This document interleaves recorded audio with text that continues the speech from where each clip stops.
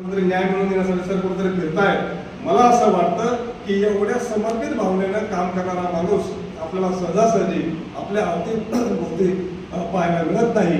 हे आपलं भाग्य आहे की सगळ सर हे आपल्या कन्नड तालुक्याला लाभलेलं एक महत्वाचं अशा प्रकारचं व्यक्तिमत्व आहे। एकूण सगळ सरांचा या ठिकाणी उल्लेख केला गेला, सांगितलं गेलं की 21 पुस्तकं सगळ सरांची आजपर्यंत प्रसिद्ध झालेली आहे।